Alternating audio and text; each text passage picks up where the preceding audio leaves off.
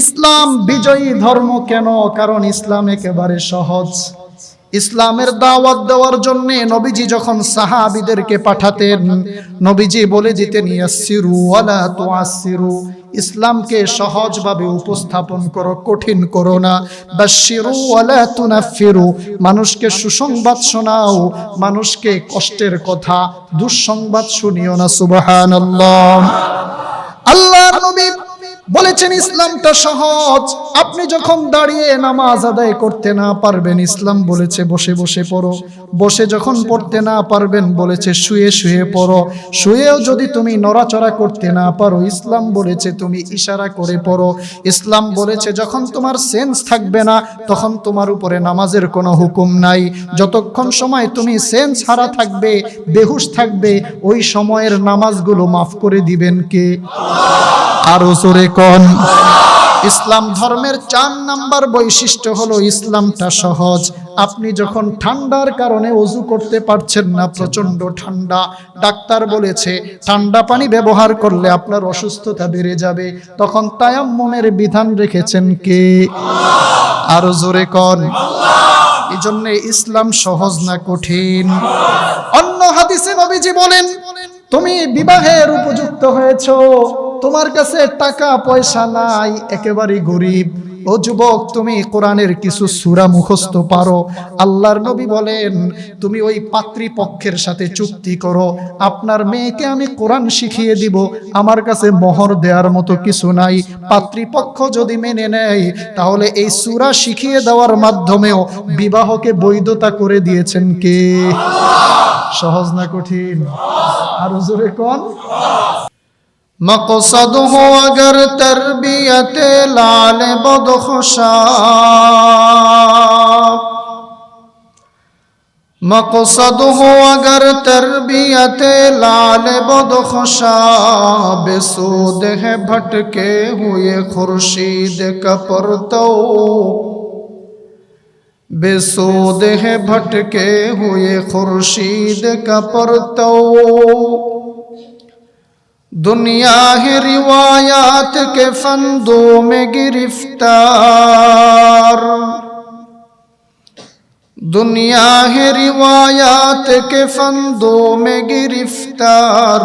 क्या मदरसा वालों की तो गूदो, क्या मदरसा वालों की तो गूदो।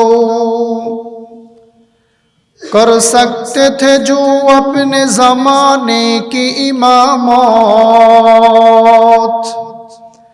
कर सकते थे जो अपने जमाने की इमामत। ओ कुहन दिमाग अपने जमाने के है पैरो, ओ कुहन दिमाग अपने जमाने के है पैरो।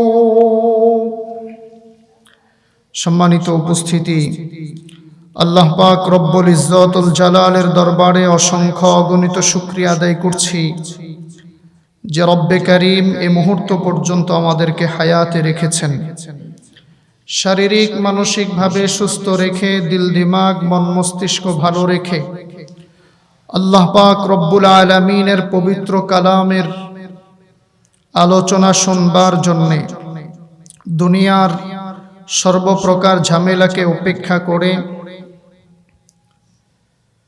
আমাদের সকলকে সমবেত হওয়ার তৌফিক দান করেছেন। মুসলমান হিসেবে ঈমানের আওয়াজকে উঁচু করে বিনয়াবনত চিত্তে উচ্চ কণ্ঠে জবান খোলে সকলেই পড়ছি আলহামদুলিল্লাহ। রব্বানা লাকাল হামদ হামদান কাসীরা طيبا مباركا فيه يا ربي لك الحمد كما ينبغي لجلال وجهك وعظيم سلطانك لك الحمد بالإيمان لك الحمد بالإسلام লাকাল হামদু বিল কুরআন। আপনারা সবাই কেমন আছেন? আজকে নতুন কে কে আসছেন দেখি। মাশাআল্লাহ মাশাআল্লাহ, আল্লাহ সবাইকে কবুল করো। আলোচনা যতক্ষণ চলবে মনোযোগ থাকবে তো ইনশাআল্লাহ? আপনাদের কি আলোচনা শুনতে কষ্ট হয়? খারাপ লাগে? কি লাগে তাহলে? কার কার ভালো লাগে না দেখি?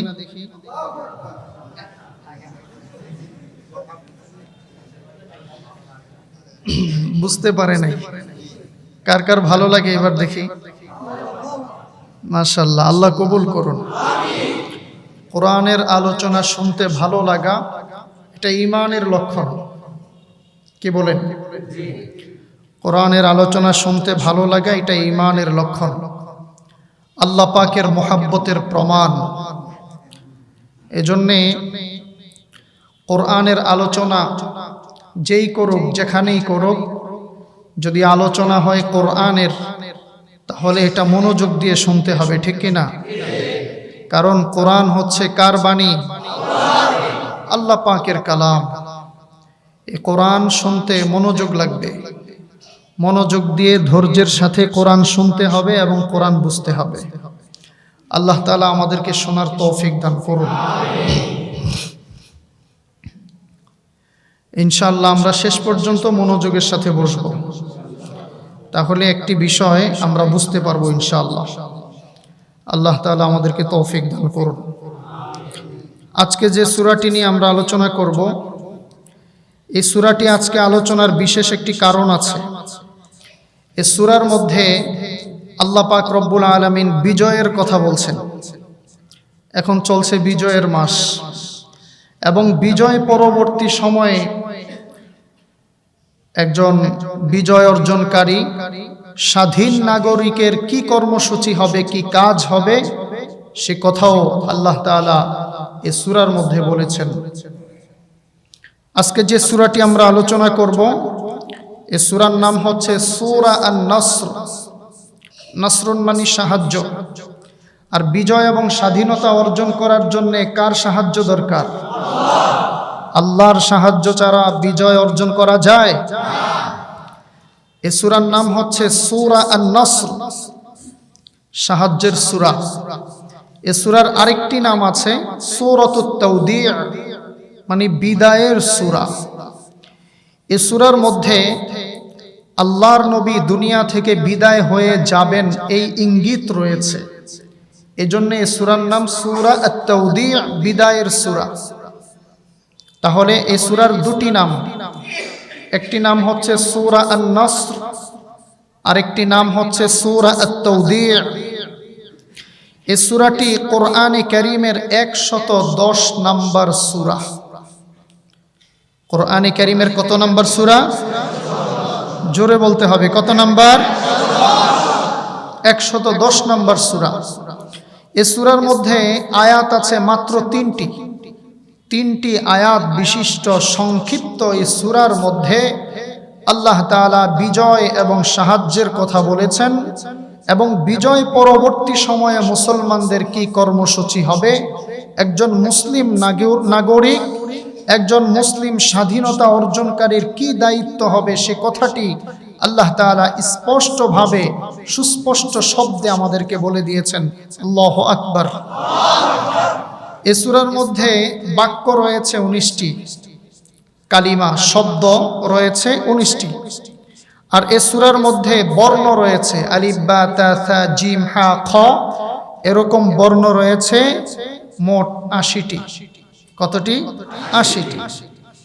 এই সূরাটি অবতীর্ণ হওয়ার দিক থেকে বাদাল হিজরা, হিজরতের পরে অবতীর্ণ হয়েছে মদিনায়। এজন্য এই সূরাটি হচ্ছে মাদানী। এই সূরার আগের সূরার নাম হচ্ছে আল কাফিরুন, আর এই সূরার পরবর্তী সূরার নাম হচ্ছে সূরা লাহাব। তাহলে সূরা কাফিরুন এবং সূরা লাহাব, এই দুই সূরার মধ্যবর্তী একটি সূরা নাম হচ্ছে সূরাতুন নাসর অথবা সূরাতুত তাওদী'। এই সূরার মধ্যে আল্লাহ তাআলা বিজয়ের কথা বলেছেন। আল্লাহ তাআলার পক্ষ থেকে যেই সাহায্য এসেছে মুসলমানদের জন্য, সেই সাহায্যের কথা আল্লাহ পাক রব্বুল আলামিন এই সূরার মধ্যে বলেছেন। আমরা এই সূরা থেকে আলোচনা শুনবো ইনশাআল্লাহ। সূরা আন-নাসর এমন একটি সূরা যেটি আমাদের অজান্তে এটি মুখস্থ হয়ে গেছে। সূরা আন-নাসর সবার মুখস্থ আছে না? নামাজে ইমাম সাহেবের তিলাওয়াত শুনতে শুনতে এটা আমাদের কখন মুখস্থ হয়ে গেছে আমরা বলতেই পারি না। এজন্য আমাদের সকলের মুখস্থ একটি সূরার নাম হচ্ছে সূরাতুন নাসর। ইযা জাআ নাসরুল্লাহি ওয়াল ফাth ورأيت الناس يدخلون في دين الله أفواجا فسبح بحمد ربك واستغفره إنه كان توابا الله أكبر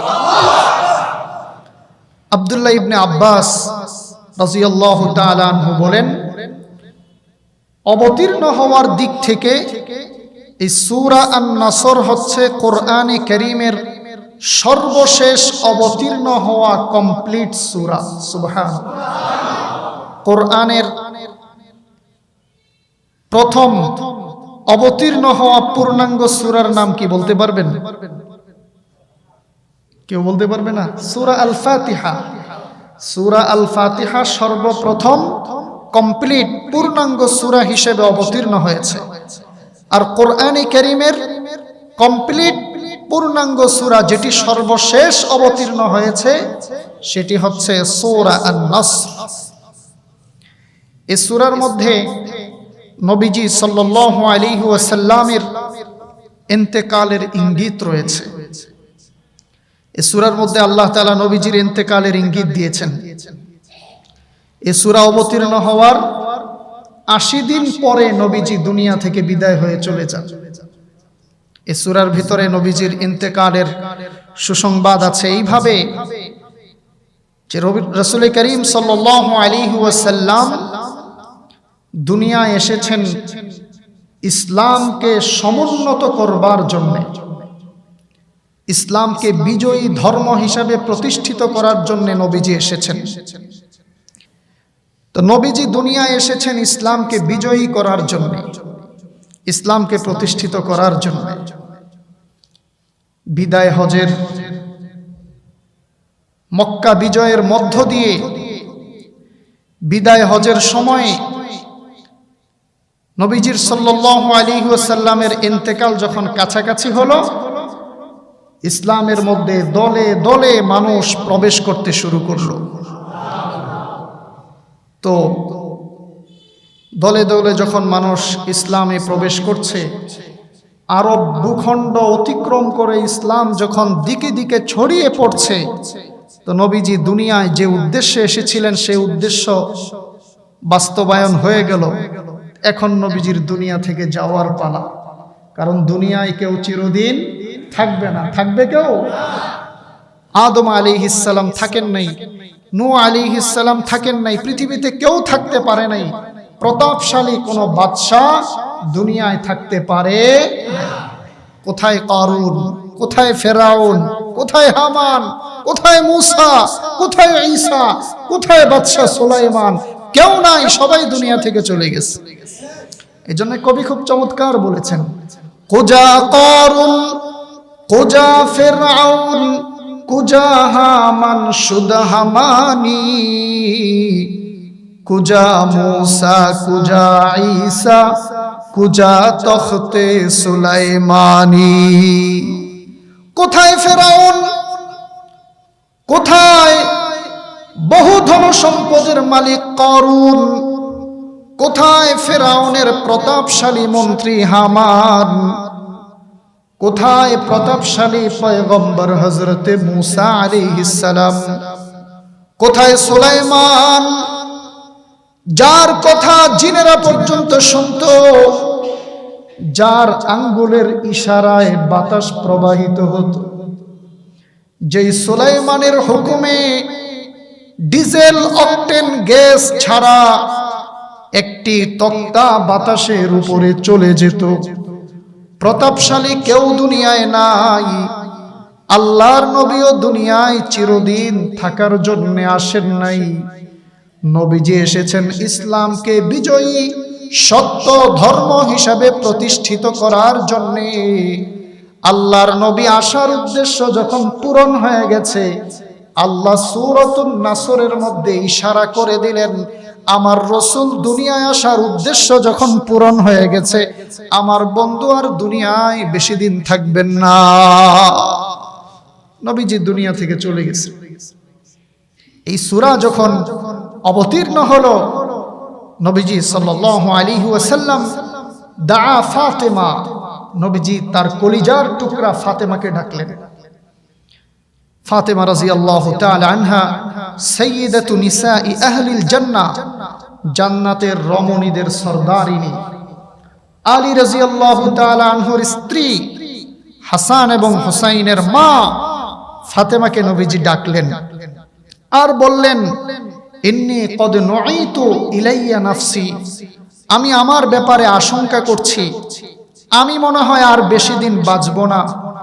বাবার মুখে এই কথা শুনে ফাবাকাত, ফাতেমা কেঁদে দিলেন প্রথমে, সুম্মা দহিকাত, একটু পরে নবীজি আবার যেন কি কি কানে কানে বললেন, তিনি আবার হেসে দিলেন।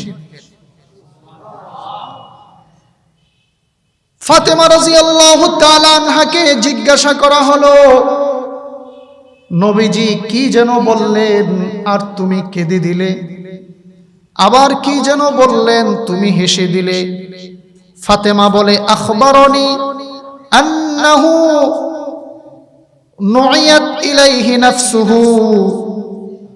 ফাতেমা বলে, আমার বাবা বলেছেন আমার সময় ফুরিয়ে এসেছে, আমি দুনিয়া থেকে চলে যাব। বাবা দুনিয়া থেকে চলে যাবেন, বাবার বিরহে, বাবার বিচ্ছেদে কিভাবে আমি থাকব? এই জন্যে বাবার অনুপস্থিতির কারণে আমি কেঁদে দিয়েছি, বাবা দুনিয়া থেকে চলে যাবেন। সুম্মা ক্বালা ইসবিরি ফাইন্নাকি আউয়ালু আহলি লিহাকান বি। আমি যখন কান্না শুরু করলাম, আমার বাবা আমাকে কানে কানে বললেন, ফাতেমা ধৈর্য ধারণ করো, আমার ইন্তেকালের পরে আমার পরিবারের মধ্যে সর্বপ্রথম যেই সদস্য আমার সাথে দেখা করবে সে হচ্ছে তুমি। এজন্য ইতিহাস প্রমাণ করে আল্লাহর নবীর ইন্তেকালের কয়েক মাস পরেই ফাতেমা দুনিয়া থেকে বিদায় হয়ে চলে যান। ফাতেমা বলে, যেহেতু বাবার চলে যাওয়ার কিছুদিন পরেই বাবার সাথে আমি মিলিত হতে পারবো, এই সুসংবাদ পেয়ে ফাযহিকতু, আমি হেসে দিয়েছি। এই সূরা অবতীর্ণ হওয়ার পরে নবীজি নিজেও বুঝতে পেরেছেন যে নবীজির সময় শেষ। কারণ যখন বিজয় হবে, আল্লাহর সাহায্যে যখন দলে দলে মানুষ ইসলামে দীক্ষিত হতে থাকবে, তখন নবীজির আশার উদ্দেশ্য পূরণ, নবীজি আর দুনিয়ায় বেশি দিন থাকবেন না। তাহলে এই সূরার মধ্যে নবীজির ইন্তেকালের ইঙ্গিত রয়েছে। হযরত ওমর ফারুক রাদিয়াল্লাহু তাআলা আনহু নাম শুনেছেন? ইসলামী খেলাফতের দ্বিতীয় খলিফা, যার ব্যাপারে নবীজি বলেছেন, লাউ কানা বাদি নাবিয়্যুন লাকানা ওমর, আমার পরে যদি আল্লাহ তাআলা কাউকে নবুয়ত দিতেন তাহলে নবুয়ত দিতেন ওমরকে। সুবহানাল্লাহ। ওমরের মানসা, ওমরের চাহিদা অনুযায়ী আল্লাহ কোরআনের আয়াত নাজিল করে দিতেন। ওমরকে দেখলে শয়তান, যেই রাস্তায় ওমর আসছে ওই রাস্তায় শয়তান যেত না। এত প্রভাব, এত প্রতাপশালী একজন সাহাবী ছিলেন। ওমরের ইসলাম গ্রহণের পরে মুসলমানেরা প্রথম প্রকাশ্যে সালাত আদায় করা শুরু করেন। ওমরের ইসলাম ধর্ম গ্রহণের আগ পর্যন্ত মুসলমানরা গোপনে ইবাদত করতেন। এই ওমর রাদিয়াল্লাহু তাআলা আনহু, তিনি তার শাসনামলে আশিয়াখ ও বদর যারা ছিলেন, বদরে অংশগ্রহণকারী প্রবীণ অভিজ্ঞ বয়স্ক সাহাবী যারা ছিলেন, তাদেরকে নিয়ে তিনি একটা পরামর্শ পরিষদ গঠন করেছিলেন। এই আশিয়াখে বদর, বদরের প্রবীণ অভিজ্ঞ সাহাবীদের সাথে পরামর্শ করে ওমর রাদিয়াল্লাহু তাআলা আনহু কাজ করতেন। এজন্য আমরাও যখন কোনো বিষয়ে কাজ করি তখন পরামর্শ করি কাদের সাথে? বড়দের সাথে, অভিজ্ঞদের সাথে। যুবক ভাইদেরও উচিত জীবনের গুরুত্বপূর্ণ সিদ্ধান্তটা একা একা না নেওয়া, অনভিজ্ঞ বন্ধুদের পরামর্শে না নিয়ে মুরব্বীদের পরামর্শে নেওয়া, ঠিক কি না? তাহলেই সফলতা আসবে। ওমর রাদিয়াল্লাহু তাআলা আনহু সেই বদরের প্রবীণ অভিজ্ঞ সাহাবীদেরকে সাথে নিয়ে বিভিন্ন বিষয়ে পরামর্শ করতেন। সেই পরামর্শ বৈঠকে তিনি আব্দুল্লাহ ইবনে আব্বাসের মতো ছোট্ট একজন সাহাবীকেও সাথে রাখতেন। ছোট পোলাপান যদি মুরব্বীদের মাঝখানে বসে, অনেক মুরব্বীরা এটা সইতে পারে না, যে পোলাপান পাকনামি করলে এটা সহ্য করা যায়? কথা বুঝুন। ছোট্ট বাচ্চা, মুরব্বীদের মাঝখানে একজন ছোট্ট বাচ্চাও যদি সে মতামত দিতে থাকে, মুরব্বীর এটা মানতে পারে না, ঠিক কি না? এই জন্য আশিয়াখে বদর যারা ছিলেন, বদরের প্রবীণ অভিজ্ঞ সাহাবী, তারা কিছুটা আপত্তি করলেন। ওমর রাদিয়াল্লাহু তাআলা আনহুকে বললেন, লাম ইয়াদখুল হাযা মা'ানা ওয়া লানা আবনাউন মিসলুহু। আব্দুল্লাহ ইবনে আব্বাসের মতো এই বয়সের সন্তান তো আমাদেরও আছে, আমাদের সন্তানদেরকে তো আপনি পরামর্শে ডাকেন না, তাকে আপনি কেন আনেন? তাদের আপত্তি। ওমর রাদিয়াল্লাহু তাআলা আনহু জানতেন যে আব্দুল্লাহ ইবনে আব্বাসের ভিতরে কি জিনিস আছে। আব্দুল্লাহ ইবনে আব্বাস নবীজির খেদমত করে আল্লাহর নবীর কাছ থেকে এমন দোয়া পেয়েছেন, আল্লাহ তাআলা আব্দুল্লাহ ইবনে আব্বাসকে গোটা উম্মতের মধ্যে শ্রেষ্ঠ মুফাসসির হিসেবে কবুল করেছেন। কোরআনের ব্যাখ্যা তিনি সবচেয়ে বেশি বুঝতেন, এজন্য তার উপাধি হলো রাইসুল মুফাসসিরিন, শ্রেষ্ঠ মুফাসসির। কোরআনের সবচেয়ে ভালো তাফসীর জানতেন যিনি, তিনি হচ্ছেন আব্দুল্লাহ ইবনে আব্বাস। ওমর রাদিয়াল্লাহু তাআলা আনহু তিনি চিন্তা করলেন, এখন যদি আমি যুক্তি দিয়ে বলি যে আব্দুল্লাহ ইবনে আব্বাস নবীজির দোয়া পেয়েছেন, নবীজির চাচাতো ভাই, এইভাবে যদি বলি, তাহলে তারাও তাদের সন্তানদের বিভিন্ন শ্রেষ্ঠত্বের কথা বলবে। এইভাবে এই অসুবিধার সমাধান হবে না। আব্দুল্লাহ ইবনে আব্বাসের জ্ঞানের প্রমাণ দিতে হবে তাদের সামনে। ওমর রাদিয়াল্লাহু তাআলা আনহু, বুখারীর বর্ণনা এসেছে, কোন একদিন পরামর্শ সভা ডাকলেন। আশিয়াখে বদর, বদরের অংশগ্রহণকারী প্রবীণ অভিজ্ঞ মুরব্বী সাহাবীরা সবাই বসে আছেন। এক পাশে আব্দুল্লাহ ইবনে আব্বাসও ওই পরামর্শে সভায় আমন্ত্রিত হয়ে তিনিও একজন মেহমান হিসাবে বসে আছেন। ওমর রাদিয়াল্লাহু তাআলা আনহু সূরাতুন নাসর তিলাওয়াত করলেন, ইযা জাআ নাসরুল্লাহি ওয়াল ফাth ওয়া রাআইতান নাসা ইয়াদখুলুনা ফি দীনিল্লাহি আফওয়াজা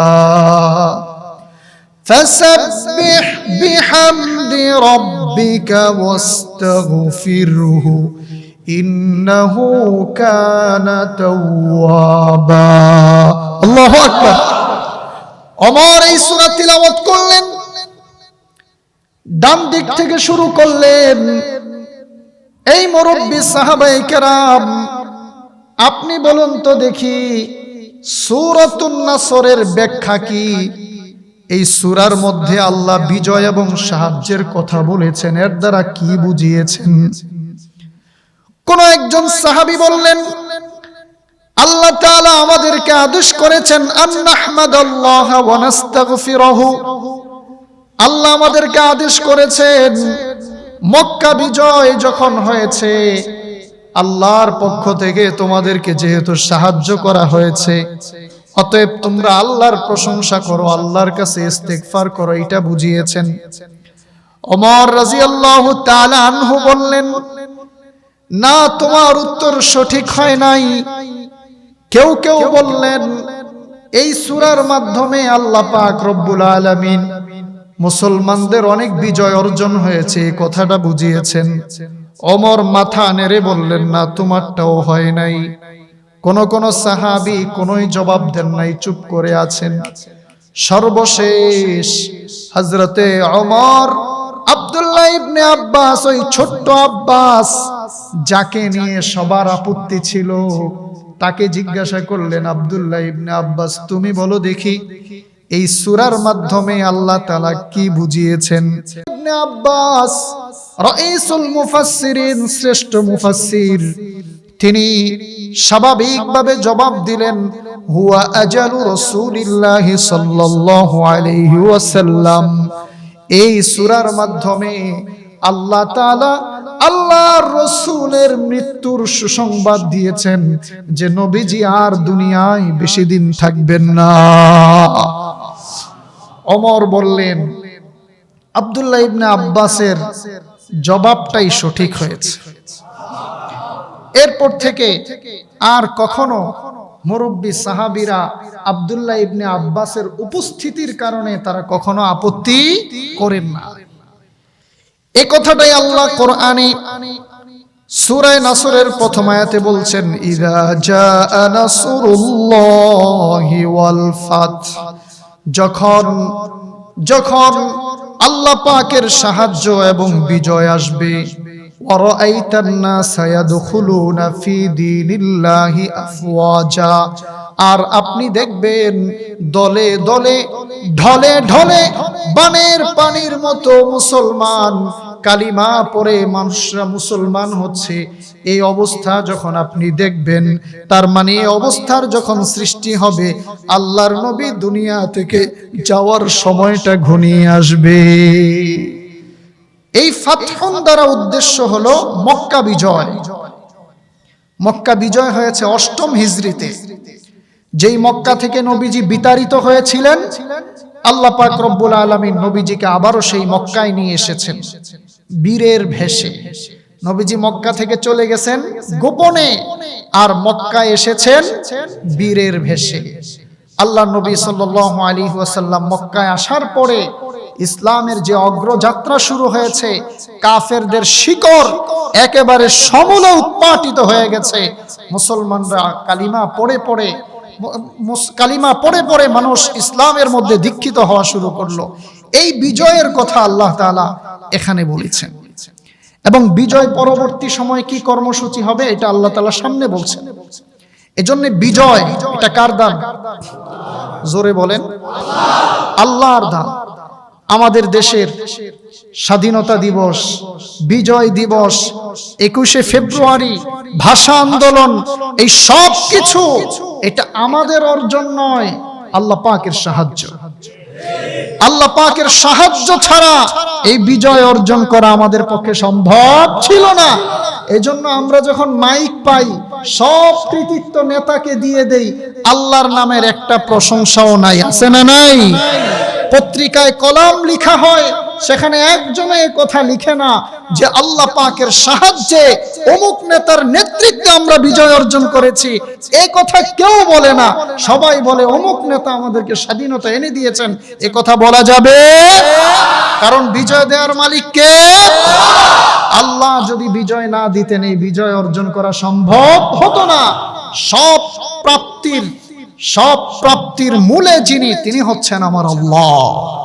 এই জন্য এই কথা বলতে হবে, আল্লাহর সাহায্যে, আল্লাহ পাকের দয়ায় আমরা বিজয় অর্জন করেছি। আল্লাহ যদি বিজয় না দিতেন, আমাদের কি সাধ্য ছিল বিজয় অর্জন করার? যিনি নেতৃত্ব দিয়েছেন, তাকে এই নেতৃত্বের গুণ দিয়েছেন কে? বলেন না, কে দিয়েছেন? তাকে এই বলিষ্ঠ ভাষণ দেবার যোগ্যতা কে দিয়েছেন? এই জন্য যাবতীয় প্রশংসা আল্লাহর। কেউ যদি বলে আপনার চেহারাটা সুন্দর, এটা মূলত আল্লাহরই প্রশংসা, কারণ এই চেহারা সুন্দর বানিয়েছেন কে? আল্লাহ তাআলা। এই জন্য সব কৃতিত্ব আল্লাহ তাআলার জন্য। আল্লাহ আমাদেরকে বিজয় দিয়েছেন। এই জন্য বিজয় দিবসে আল্লাহকে ভুলে যাওয়া, বলেন না, ভুলে যাওয়া। আমরা তোমাদের ভুলবো না, আমরা বলবো আল্লাহ তোমাকে আমরা ভুলবো, শহীদদেরকেও ভুলবো না, আল্লাহকেও ভুলবো না।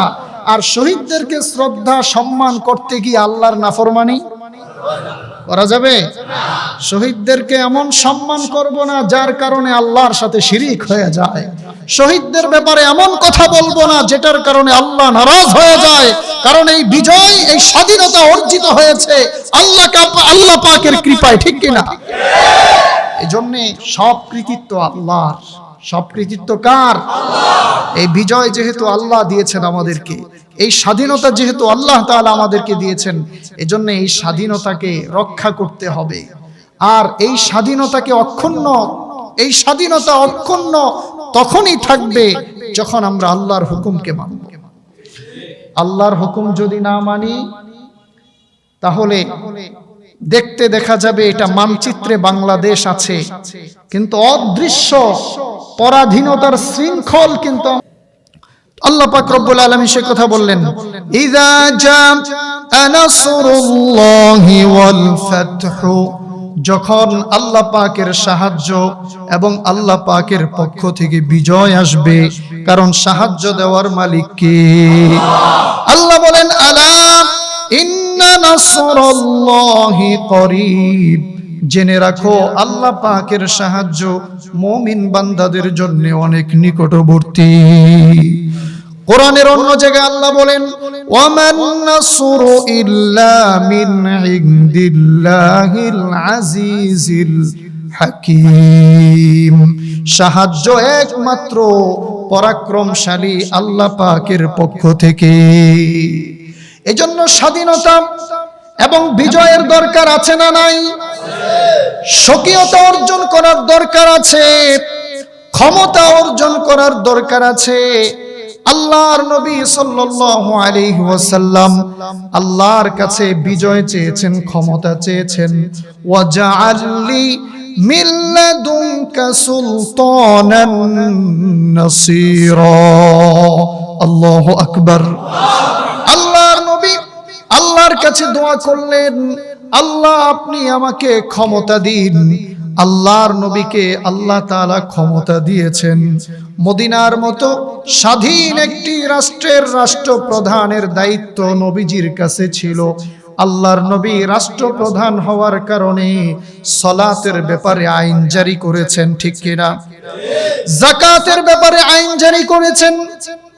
প্রত্যেকটি বিধানের ব্যাপারে নবীজি আল্লাহর কোরআনের হুকুমকে বাস্তবায়ন করেছেন। কেউ যদি ব্যভিচার করে এর জন্য শাস্তি আছে না নাই? কেউ যদি চুরি করে কোরআনের আইন আছে না নাই?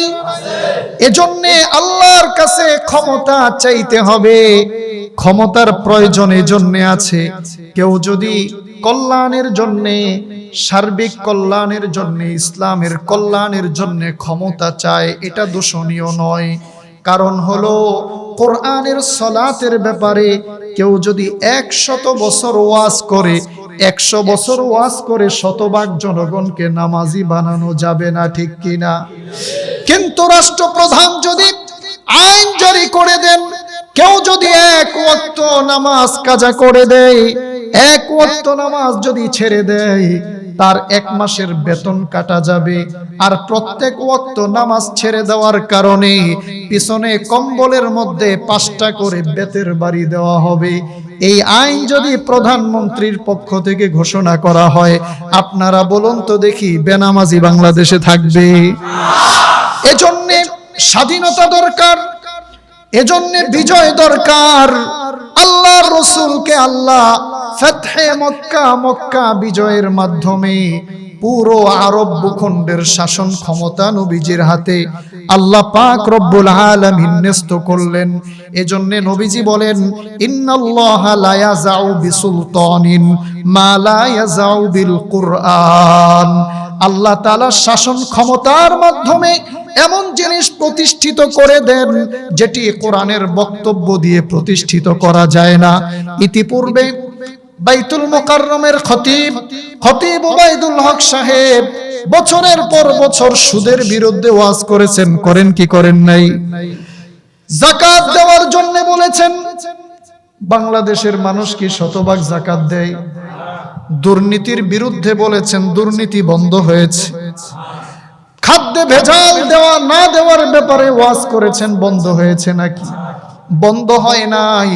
কিন্তু সরকারি ভাবে যদি যাকাত দেওয়া বাধ্যতামূলক করে দেওয়া হয়, তাহলে কর এবং ট্যাক্স যেভাবে মানুষ আদায় করে এভাবে প্রত্যেকটা ধনবান যাকাত দেওয়ার জন্য বাধ্য থাকবে। এ কথাই নবীজি বললেন। রাষ্ট্র ক্ষমতা দিয়ে এমন বিপ্লব ঘটানো যায়, শুধুমাত্র কোরআনের নসিহত দিয়ে সেই বিপ্লব ঘটানো যায় না। এজন্য ইসলামী রাষ্ট্র ব্যবস্থার জন্য প্রত্যেকটা মুসলমানের ঈমানি দায়িত্ব হলো চেষ্টা, মেহনত, পরিশ্রম করা, ঠিক কিনা? আল্লাহর নবী রাষ্ট্র পরিচালনা করেছেন। আল্লাহর নবীর ইন্তেকালের পরে আবু বকর রাদিয়াল্লাহু তাআলা আনহু মসজিদে নববীর ইমাম এবং খতিব নিযুক্ত হলেন। শুধু তাই নয়, মুসলিম রাষ্ট্রের খলিফা হলেন। বিচার বিভাগের দায়িত্ব তার কাছে ছিল।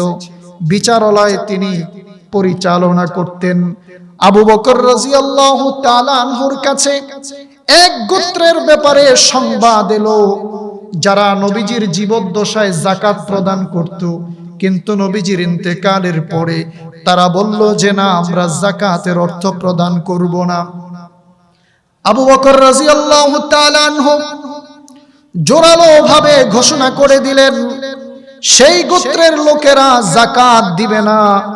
এ কথা তো মানাই যায় না, বরং তারা যদি যাকাতের সামান্য একটি রশিও আদায় না করে, আমি আবু বকরের উন্মুক্ত তরবারি দিয়ে তাদের বিরুদ্ধে মোকাবেলা করব। তিনি যদি ইমাম এবং খতিব হিসেবে এ কথা বলতেন, তাহলে জনগণ বলতো ইমাম সাহেবের এই কথা বলার অধিকার কোত্থেকে?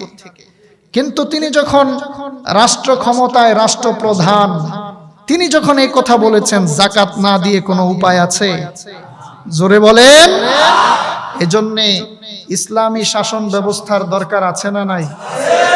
ইসলামী শাসন ব্যবস্থা যদি কায়েম হয় আর কোরআনের বিধান অনুযায়ী যদি করোনাকালীন সময়ে যারা তেল চুরি করেছে, যারা চাউল চুরি করেছে, যারা জনগণের অর্থ আত্মসাৎ করেছে, এই রকম এক দুইটা এমপি আর মন্ত্রী আর এদের চেলা চামুন্ডারে যদি ধরে জনগণের সামনে কোরআনের বিধান অনুযায়ী ওয়াসসারিকু ওয়াসসারিকাতু ফাকতাউ আইদিয়াহুমা হাত কেটে দেওয়া হতো, বাংলাদেশে চুরি একেবারে বন্ধ হয়েছে। ঠিক কিনা? জোরে বলেন। করোনাকালীন সময়ে এ দেশে ধর্ষণ বেড়ে গিয়েছিল। যদি একটা ধর্ষণের বিচার হতো, আয-যানিয়াতু ওয়াজ-যানি ফাজলিদু কুল্লা ওয়াহিদিন মিনহুমা মিআতা জালদা, কোরআনের এই আইন অনুযায়ী যদি ধর্ষকের বিচার করা হতো, বাংলাদেশ থেকে ধর্ষণ একেবারে নির্মূল হয়ে যেত। এজন্য কোরআনের শাসন কায়েমের জন্য চেষ্টা করতে হবে। কোরআনের বক্তব্য শুনতে আমরা রাজি। মুসা আলাইহিস সালাম, ঈসা আলাইহিস সালাম, নূহ, হুদ, এই জাতীয় গল্প ঘটনা শুনতে খুব মজা পায়। আর যখন কোরআনী শাসনের কথা বলে তখন সেখানে ধর্মের গন্ধ পায়। ওরা বলে যে ধর্মের সাথে রাজনীতিকে মিলানো যাবে না, ধর্মের সাথে রাজনীতি মিলালেই তো সেই নোংরা রাজনীতিটা গোসল ওযু করে একেবারে পরিশুদ্ধ হবে। ঠিক কিনা? এই রাজনীতির সাথে যদি ধর্ম মিশ্রিত না হয় তাহলে এটা কোনোদিনও ওযু গোসল করে পবিত্র হবে না, এটা নোংরা নোংরাই থেকে যাবে। এই রাজনীতির সাথে ধর্মকে মিলিয়ে ওযু গোসল করায় ওটাকে পাক পবিত্র করা দরকার। ঠিক কিনা? আর কোরআনের এই শক্ত আইনের কথাগুলো যখন আমরা বলি, হাত কেটে দেওয়ার কথা বলি, ধর্ষণ করলে প্রস্তর আঘাতে হত্যা করার কথা যখন আমরা বলি, দুর্নীতি করলে, চুরি করলে হাত কেটে দেওয়ার কথাটা যখন আল্লাহর এই কোরআন থেকে আমরা বলি, তখন তারা আমাদেরকে বলে ধর্মান্ধ। কি বলে? ধর্মযোগ অন্ধ, মানে ধর্মান্ধ। আমি বলি প্রত্যেকটা মুসলমানেরই তো ধর্মান্ধ হওয়া দরকার। ধর্মান্ধ, চরম ধর্মান্ধ হওয়া দরকার। কারণ আপনি যখন ধর্মান্ধ না হবেন, গা ছাড়া ভাব দিয়ে চলবেন, তখন আপনি ধর্ম পালন করতে পারবেন না। ধর্মান্ধ মানে আমার রব বলেছেন এই মুহূর্তে তোকে সালাত আদায় করতে হবে, আমার যত কষ্ট হোক, শরীয়ত যদি আমাকে সুযোগ দিয়ে না থাকে তাহলে আমি অন্ধের মতো আল্লাহর এই হুকুমকে বিশ্বাস করে আমাকে সালাতে দাঁড়াতেই হবে। আমার রব যখন আমাকে বলবেন তোর উপরে যখন যাকাত ফরজ হবে, তখন কারো কোনো কথা শোনা যাবে না। আমার হুকুম হচ্ছে যাকাত আদায় করতে হবে, গরিব মানুষের কাছে অর্থ পৌঁছে দিতে হবে। তখন আমি অন্ধ হয়ে যাব, আমি কিছু দেখব না, আমার রবের হুকুম আগে মানব, তারপরে সব। তো ধর্মান্ধ তো হওয়া দরকার আমাদের প্রত্যেকের। আমরা যদি হই ধর্মান্ধ, ওরা হচ্ছে দলান্ধ। দলান্ধ বুঝেন? দল যুগ অন্ধ মানে দলান্ধ। দলের ব্যাপারে এত অন্ধ হয়েছে, দলনেতা যদি বলে শিরিক কর, সে আল্লাহর সামনে মাথা নত না করে ওই মাখলুকের সামনে, পাথর আর কাঠের সামনে মাথা নত করতে পরোয়া করে না। ও হচ্ছে চরম ধলান্ধ এবং ধর্ম বিরোধী, ঠিক কিনা? প্রত্যেক মুসলমানের ধর্মান্ধ হওয়া দরকার, দলান্ধ হওয়া উচিত না, দলান্ধ হওয়া যাবে না। দলের ব্যাপারে সতর্ক। দল যতক্ষণ পর্যন্ত আল্লাহর হুকুম অনুযায়ী ততক্ষণ দলে, আর দল যখন আমাকে ধর্মের ব্যাপারে উদাসীন করে দিবে, আমি দলান্ধ হতে পারি না। দলের ব্যাপারে এমন অন্ধ হয়েছে কিছু মানুষ, আল্লাহর হুকুম, কোরআনের হুকুমও মানতে চায় না। কোরআনের চাইতে সংবিধান নাকি বড়, নাউজুবিল্লাহ, জোরে বলেন। সেদিন একজন বলছে, আমাদের দেশের একজন নামকরা মন্ত্রী, তিনি বলছেন যে না, সংবিধানের ঊর্ধ্বে তো আমরা যেতে পারবো না। তার মানে কোরআন যেটাকে হারাম বলছে, সেই হারামের কোনো পরোয়া নাই। তিনি বলছেন যে সংবিধানের ঊর্ধ্বে আমরা যেতে পারবো না। তার মানে সংবিধান যদি হারাম করতে বলে হারাম করতে রাজি, কোরআন যদি সেটাকে হারাম বলে, কোরআনকে বাইপাস আর মাইনাস করে সংবিধানকে প্রাধান্য দিয়ে যারা হারামকে প্রতিষ্ঠিত করবে, কিয়ামতের ময়দানে বেঈমান হিসেবে দাঁড়াতে হবে আল্লাহর সামনে। আমরা ধর্মান্ধ হব, দলান্ধ হব না। ধর্মান্ধ বলে কাদেরকে বোঝায় জানেন? এই আপনারা যারা এখানে বসে বসে তাফসীর শুনছেন, আপনাদেরকে আল্লাহ কোরআনে বলেছেন, আতাখুদুনা বিবাদিল কিতাবি ওয়া তাকফুরুনা বিবাদ। কোরআনের কিছু মানবা আর কিছু অস্বীকার করবা, মনে রেখো তুমি মুসলমান হতে পারবে না। কমপ্লিট মুসলমান হতে হলে কোরআনের সব বিধানকে সমানভাবে মানতে হবে, ঠিক কি না? আল্লাহ তাআলা আমাদেরকে তৌফিক দান করুন।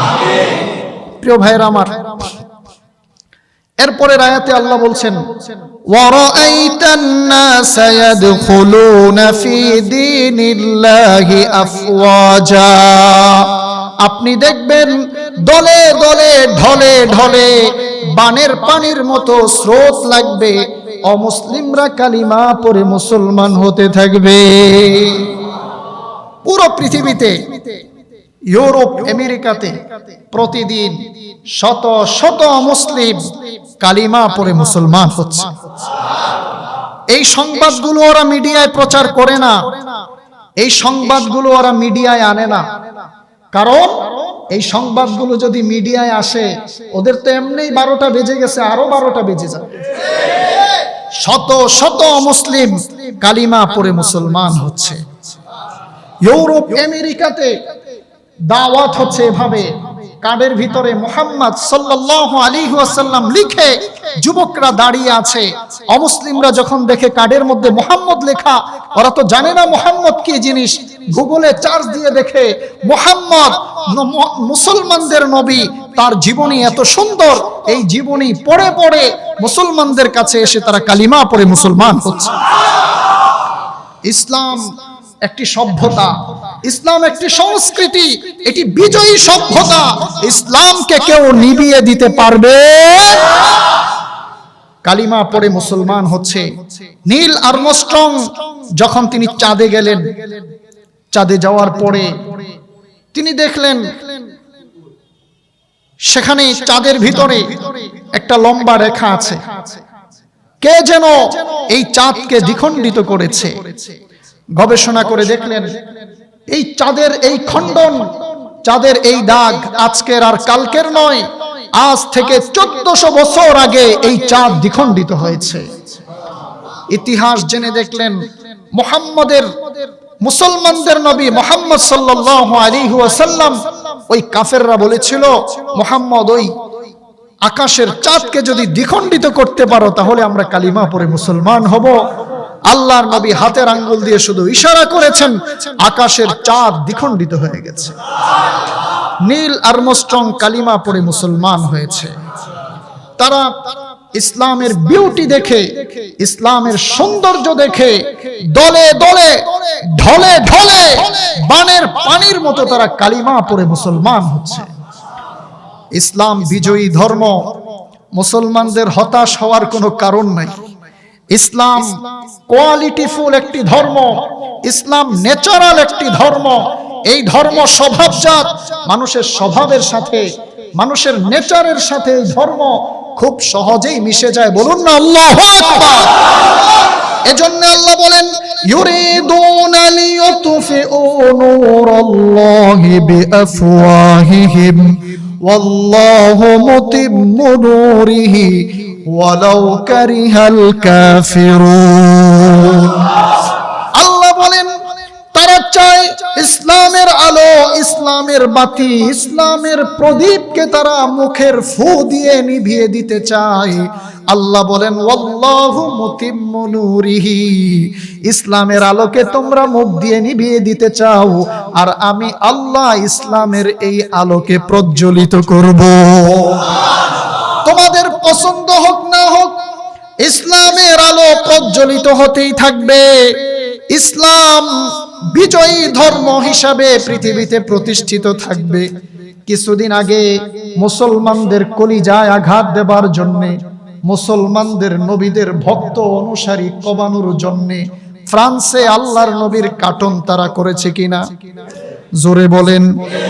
এই কার্টুন করার মাধ্যমে আল্লাহর নবীর সম্মান কমে নাই, তাদের এই অপপ্রচারটাই নবীদের জন্য, মুসলমানের জন্য প্রচার হয়েছে, ঠিক কিনা? এই কয়েকদিনে মানুষেরা যে পরিমাণ নবীর উপরে দুরূদ পাঠ করেছে বিগত এক বছরেও করে নাই।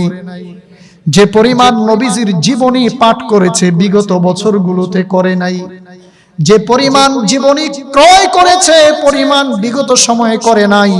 এজন্য তারা ইসলামের বিরুদ্ধে যত পদক্ষেপ নিবে এই সবগুলো ইসলামের পক্ষের পদক্ষেপ হবে, ঠিক কিনা? আরো জোরে কোন। কিছুদিন তারা ইসলাম এবং মুসলমানদের উপরে সন্ত্রাসী আর জঙ্গিবাদের তকমা লাগিয়েছিল।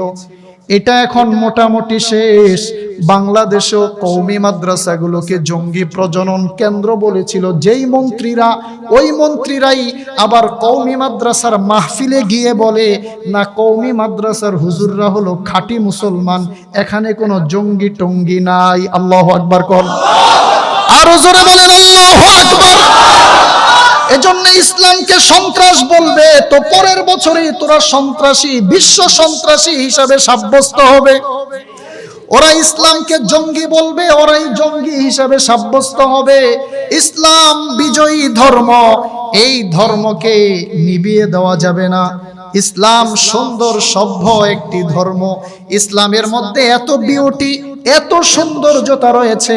ইসলামের সৌন্দর্য দেখে সকাল সন্ধ্যা প্রাচ্য পাশ্চাত্যে হাজার হাজার বেঈমান কালিমা পড়ে মুসলমান হয়ে যাচ্ছে, ঠিক কিনা? জোরে কোন।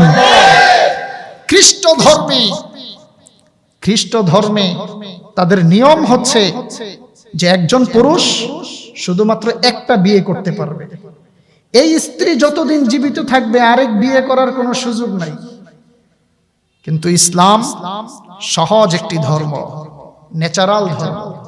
একজন পুরুষ যদি তার প্রয়োজন হয়, সে যদি ইনসাফ রক্ষা করতে পারে, আল্লাহ তাআলা ১৫০০ বছর আগে ঘোষণা দিয়ে রেখেছেন, ফাকিহু মা তাবা লাকুম মিনান নিসাই মাসনা ওয়া সুলাসা ওয়া রুবা। যদি তোমার পছন্দ লাগে, যদি ইনসাফ করতে পারো, তাহলে একটা বিয়ে করো, দুইটা করো, তিনটা করো, চারটা করো। আল্লাহু আকবার। সীমাবদ্ধতা না প্রশস্ততা?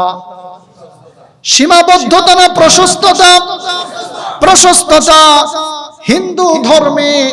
হিন্দু ধর্মে একটা সময়ে তাদের একটা নিয়ম ছিল, স্বামী যদি ইন্তেকাল করে স্ত্রীর আগে, তাহলে স্ত্রী জীবিত থাকলে স্ত্রীকে সহ তারা আগুনে পুরাতো, এটাকে সতীদাহ বলে।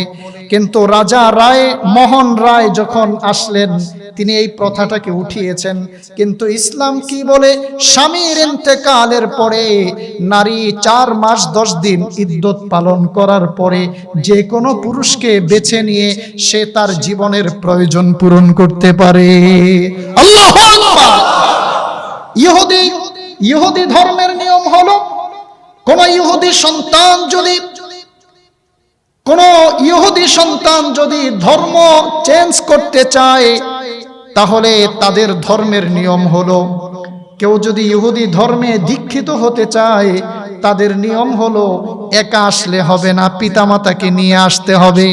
কিন্তু ইসলাম ধর্মের নিয়ম হলো, কোন সন্তান যদি কালিমা পড়ে মুসলমান হতে চায়, তাহলে তার কালিমা পড়াটা তার বাবার উপরে বর্তাবে না, বরং তাকে ইসলাম স্বাগতম জানাবে, আসো আসো তোমার জন্য ইসলামের দরজা খোলা। ইসলাম ধর্মের সৌন্দর্য আছে না নাই? আর জোরে বলেন আছে না নাই? ইসলাম ধর্মের একটি সৌন্দর্য হলো এটি রব্বানি। এই ধর্ম কি? কোন জোরে কোন?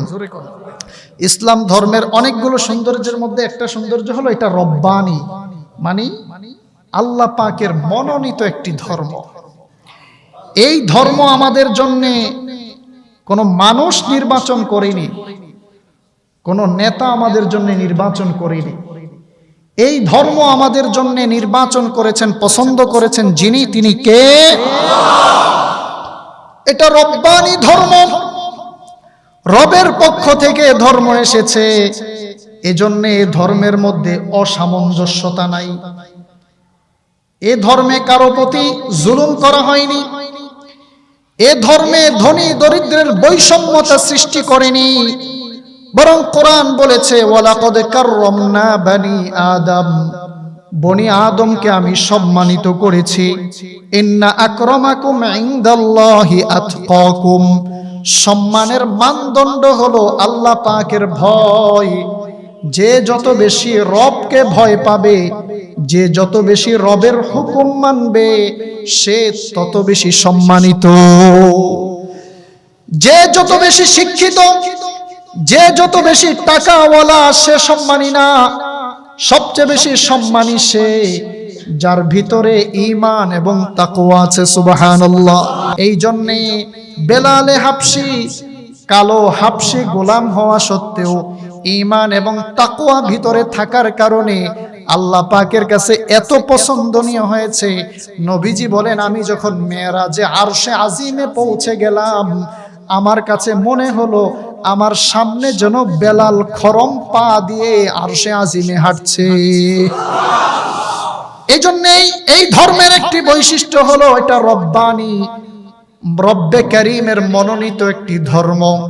এজন্য কবরে যখন আমাদেরকে শুইয়ে রাখা হবে, প্রশ্ন করা হবে মার রব্বুকা, তোমার রব কে? আরো জোরে কোন কে? এই প্রশ্ন মুসলমানকে করা হলে মুসলমান বলবে রব্বি আল্লাহ। কাফেরকে যখন এই প্রশ্ন করবে, এই কাফের বলবে হা হা লা আদ্রি, জানি না। কারণ সে রবের মনোনীত ধর্মের অনুসারী ছিল না, বরং মানব রচিত ধর্মের অনুসারী ছিল। ঠিক কিনা? ইসলাম ধর্মের আরেকটি বৈশিষ্ট্য হলো আল ইনসানিয়া, এটি মানবতার ধর্ম। এই ধর্মের ভিতরে মানবতা আছে। একদিন একটি ইহুদির লাশ যাচ্ছে, আল্লাহর নবী লাশটি দেখে দাঁড়িয়ে গেলেন। সাহাবীরা বললেন, ইয়া রাসূলুল্লাহ, এটা তো ইহুদির লাশ, আপনি যে দাঁড়িয়ে গেলেন সম্মানে। আল্লাহর নবী বললেন, আলাইসাত নাফসান, সে ইহুদি হতে পারে কিন্তু সে তো মানুষ। আল্লাহু আকবার। এটা মানবতার ধর্ম। মানুষকে মানুষ হিসাবে মূল্যায়ন করে ধর্ম। অন্য কোন ধর্ম মানুষকে মানুষ হিসাবে মূল্যায়ন করে না। মানুষকে যদি মানুষ হিসাবে মূল্যায়ন করত, গরুর গোশত খাওয়ার অপরাধে কোনো মানুষকে জবাই করা যায় না।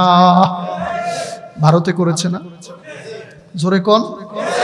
অন্যায় ভাবে মানুষকে আগুনে পুড়িয়ে দেওয়া যায় না।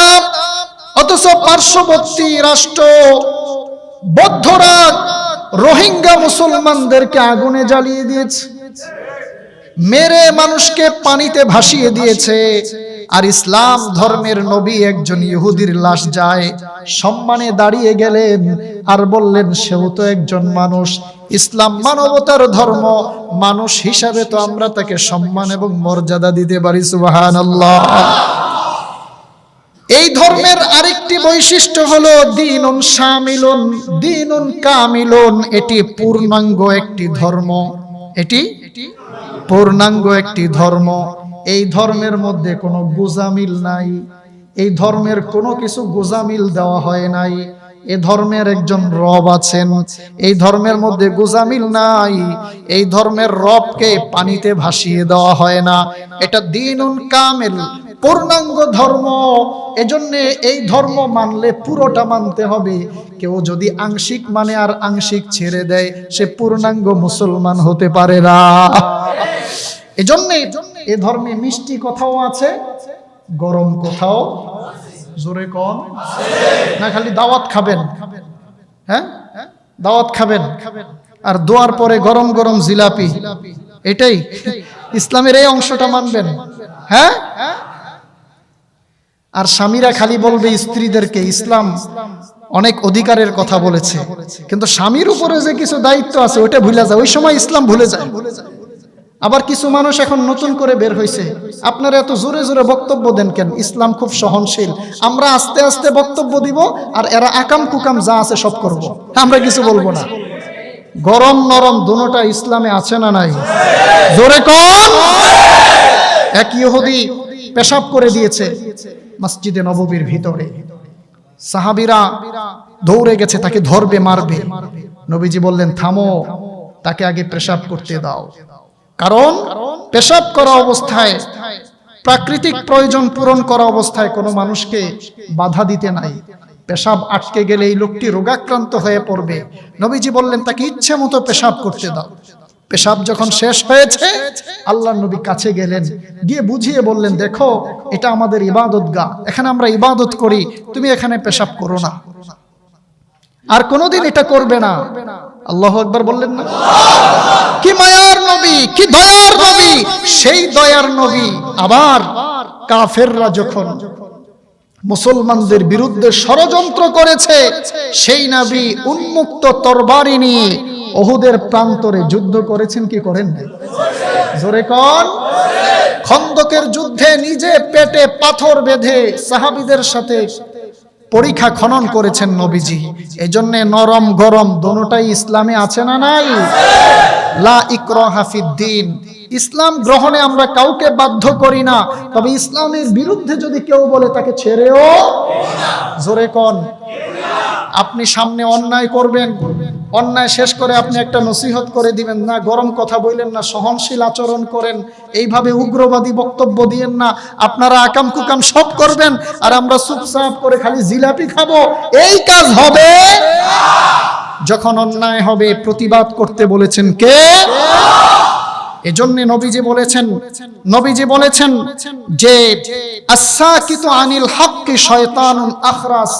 যখন অন্যায় দেখবে, অন্যায়কে প্রতিবাদ করার ক্ষেত্রে যেই মৌলবী চুপচাপ বসে থাকবে ওটা হচ্ছে শয়তানুন আখরাস, বোবা শয়তান। ঠিক কি না? অন্যায় যদি আমার বাবা করে ছাড় নাই, অন্যায় যদি আমার সন্তান করে ছাড় নাই, অন্যায় যদি ইমাম করে ছাড় নাই, অন্যায় যদি মুসল্লি করে ছাড় নাই, অন্যায়ের বিরুদ্ধে কথা বলা এটাই হচ্ছে ইমানদারের কাজ। আস-সাকিতু আনিল হাক্কি শয়তানুন আখরাস। সত্য কথা না বলে চুপ থাকা এটা বোবা শয়তানের আলামত। আপনি মসজিদে আসছেন, আশেপাশে অন্যায় কাজ হচ্ছে, আপনার ক্ষমতা আছে প্রতিবাদ করার, বাধা দেওয়ার, আপনি নিচের দিকে তাকায়া দরবেশ না দরসে বেশ আল্লাহই জানে, দরবেশের মতো চলে আসলেন, না দোস্ত এটা ঈমান না। নবীজি বলেছেন মান রাআ মিনকুম মুনকারান ফালিয়ুগাইয়িরহু বিয়াদিহি ফাইল্লাম ইস্তাতি' ফাবিলিসানিহি ফাইল্লাম ইস্তাতি' ফাবিকলবিহি ওয়াযালিকা আদআফুল ঈমান।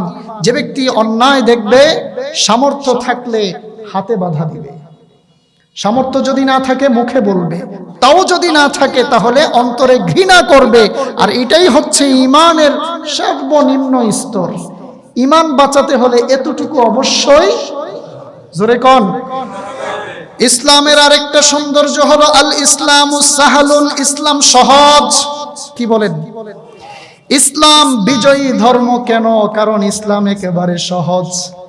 ইসলামের দাওয়াত দেওয়ার জন্য নবীজি যখন সাহাবীদেরকে পাঠাতেন, নবীজি বলে দিতেন ইয়াসসিরু ওয়ালা তুআসসিরু, ইসলামকে সহজভাবে উপস্থাপন করো, কঠিন করো না।